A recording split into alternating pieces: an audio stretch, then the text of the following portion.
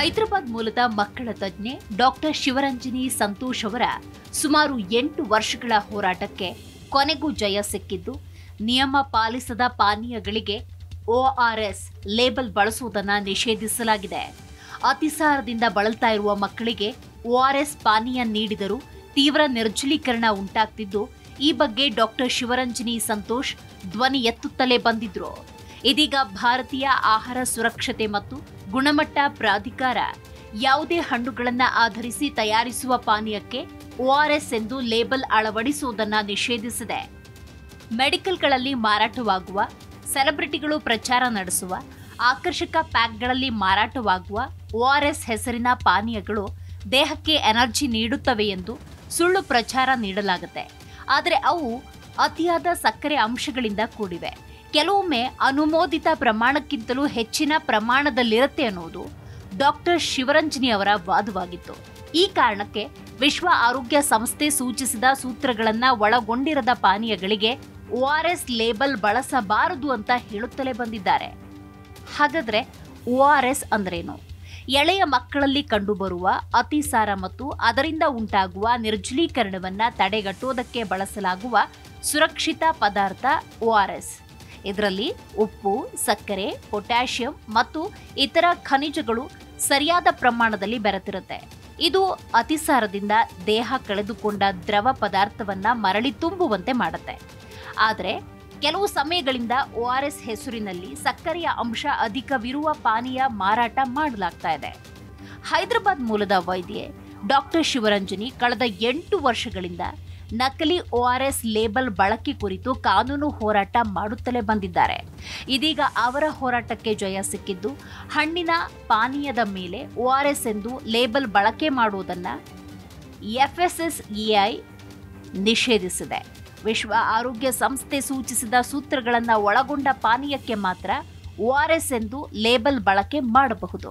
ಹೌದು, ORS ಔಷಧ, ಇದು ತಂಪು ಪಾನೀಯವಲ್ಲ ಅಂತಾರೆ ಡಾಕ್ಟರ್ ಶಿವರಂಜನಿ. ಹಣ್ಣಿನ ಪಾನೀಯ ಸೇರಿದಂತೆ ಇತರ ಪಾನೀಯಗಳ ಮೇಲೆ ORS ಎಂದು ಲೇಬಲ್ ಹಾಕಿ ಮಾರಾಟ ಮಾಡುತ್ತಿರುವುದು ನಿಯಮ ಉಲ್ಲಂಘನೆಯಾಗಿದೆ. ಇಂತಹ ಪಾನೀಯಗಳು ಆಹಾರ ಸುರಕ್ಷತೆ ಮತ್ತು ಮಾನದಂಡಗಳ ಕಾಯ್ದೆ 2006 ಉಲ್ಲಂಘಿಸುತ್ತೆ ಮತ್ತು ತಪ್ಪು ಅಭಿಪ್ರಾಯವನ್ನ ರವಾನಿಸುತ್ತೆ ಎಂದು ಆದೇಶದಲ್ಲಿ ತಿಳಿಸಲಾಗಿದೆ. ORS ಬದಲು ತಮ್ಮ ಪಾನೀಯದಲ್ಲಿರುವ ಸೂತ್ರಗಳು, ಅಂಶಗಳನ್ನು ಆಧರಿಸಿ energy drink, hydration drink, electrolyte drink ಎಂದು ಹೆಸರಿಸಲು FSSAI ಸೂಚಿಸಿದೆ.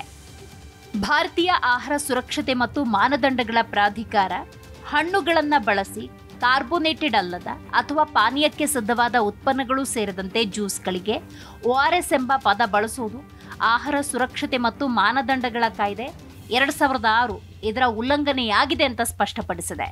2022 ಮತ್ತು 2024ರಲ್ಲಿ ನೀಡಲಾದ ಅವಕಾಶದಲ್ಲಿ ಕಂಪನಿಗಳು ತಮ್ಮ ಉತ್ಪನ್ನದ ಮೇಲೆ ORS ಎಂಬ ಪದ ಬಳಸಲು ಅವಕಾಶ ನೀಡಲಾಗಿತ್ತು. ಆದರೆ ವರ್ಲ್ಡ್ ಹೆಲ್ತ್ ಆರ್ಗನೈಸೇಷನ್ WHO ಶಿಫಾರಸು ಮಾಡಿದಂತೆ ಉತ್ಪನ್ನವು ORS ಸೂತ್ರಗಳನ್ನು ಒಳಗೊಂಡಿಲ್ಲ ಅನ್ನೋದು ತಿಳಿದು ಬಂದಿತ್ತು. ಆಹಾರ ಉತ್ಪನ್ನಗಳ ಮೇಲೆ ORS ಎಂಬ ಪದ ಬಳಕೆ ಮಾಡುವುದು ಗ್ರಾಹಕರಿಗೆ ಮೋಸ ಮತ್ತು ವಂಚನೆಗೆ ಒಳಪಡಿಸುವಂತಿದೆ ಅಂತ ಹೇಳಲಾಗಿದೆ.